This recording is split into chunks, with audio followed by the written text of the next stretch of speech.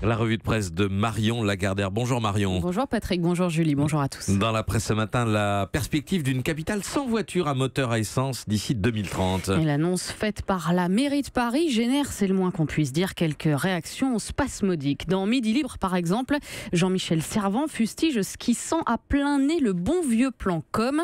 Les Échos critiquent eux une volonté d'asphyxier Paris. C'est ce qu'écrit David Barrault dans son édito. On peut se demander, dit-il, si Anne Hidalgo ne va pas trop loin et trop vite. Est-elle au moins dénuée d'arrière-pensée électoraliste, enchaîne dans Le Point Sophie Coignard, sans aucune arrière-pensée. Et puis il y a ceux qui jouent les acrobates dans leur façon de présenter les choses, comme Le Figaro sur son site. Titre de l'article, Paris envisage d'interdire les voitures à essence. Sous-titre, Hidalgo assure qu'aucune interdiction ne figure dans son plan. Question aux internautes, êtes-vous favorable à l'interdiction? Réponse, non à 65%. C'est à se demander si les 35% qui ont voté oui savent vraiment lire. Alors Paris sans voiture, insiste encore le Parisien en une. Est-ce réaliste? Oui, répond globalement le dossier en pages 2 et 3. Le journal précise d'ailleurs que Paris n'est pas la seule à s'attaquer au sujet. Amsterdam a déjà interdit les diesels. Oslo prévoit d'interdire totalement les voitures dans son hypercentre. Et Oxford interdira tous les véhicules essence d'ici à 2020. Dans 3 ans, donc, une transition d'autant plus faisable que l'offre de véhicules électriques sera là en 2030. C'est ce qu'affirme dans l'opinion la secrétaire générale de l'AVER, l'association pour le développement de la mobilité électrique. Pas d'inquiétude, assure Marie Castelli. Les constructeurs planchent tous sur des projets viables et pas de doute non plus sur la production électrique nécessaire. Ces voitures consomment à peu près autant qu'un chauffe-eau au moment de la recharge. Pas besoin de produire plus de courant. En revanche, conclut l'opinion, pour réussir, Paris devrait prendre exemple sur Amsterdam où tout acheteur de voitures électriques peut demander à la mairie l'installation d'une borne près de chez lui. Autre sujet dans vos journaux, Marion, l'agriculture bio. Oui, les états généraux de l'alimentation sont en cours et plusieurs titres s'y intéressent avec des prismes divers. D'un côté, il y a l'optimisme à la une, par exemple, de la République des Pyrénées qui a enquêté sur le boom du bio en Béarn. La demande est telle que les producteurs ont du mal à suivre les consommateurs, précise le journal. Et puis, il y a aussi des inquiétudes. L'Est républicain revient sur la suppression des aides au maintien des exploitations converties au bio. Une situation, écrit le journal, qui suscite la colère chez les représentants d'une filière qui est pourtant en pleine expansion en Bourgogne-Franche-Comté. Effectivement, l'Est républicain rappelle que la consommation de produits bio a progressé de 22% l'an dernier. Le gouvernement renvoie la patate chaude aux régions, mais un élu régional l'assure. Dans un contexte où l'État nous supprime déjà 20 millions d'euros de recettes, nous ne pourrons pas compenser ces 30 millions d'euros d'aide tout de suite. Il faudra donc, dit-il, penser autrement. Alors, penser autrement, agir autrement, c'est possible et pour certains, c'est déjà le cas.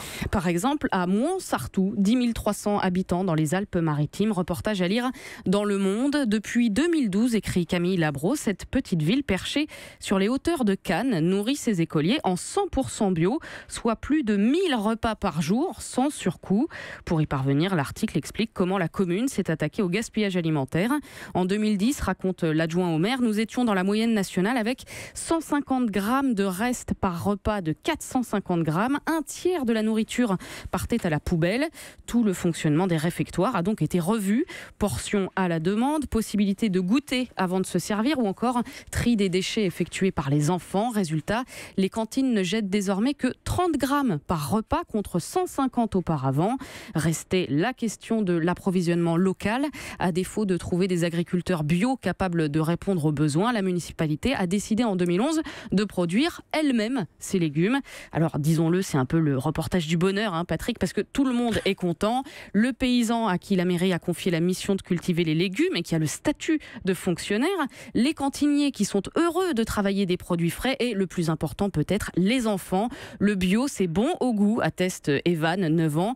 On m'assure qu'il n'a pas appris ce discours à l'avance, conclut la journaliste qui confirme ce jour-là à la cantine, tout le monde mange avec appétit. Un vrai rêve d'enfant à lire donc dans Le Monde. Et pourquoi il n'y aurait pas de reportage où tout le monde est content? Ah bah oui.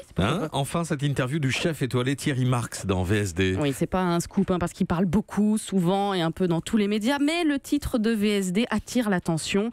J'ai flirté avec la délinquance, affirme Marx, sourire relevé et bras croisés sur sa chemise blanche. Il raconte son adolescence dans la cité du Bois-l'Abbé à Champigny-sur-Marne. Dans les années 70, les gens n'avaient pas de boulot, ils restaient dans la cité, dit-il. On hantait les cages d'escalier. Alors bien sûr qu'on a flirté avec avec la délinquance. On aurait d'ailleurs tous pu basculer dans les grosses conneries du genre toxicomanie. On a eu de la chance de se limiter au vol de mobylettes, de bagnoles et au baston.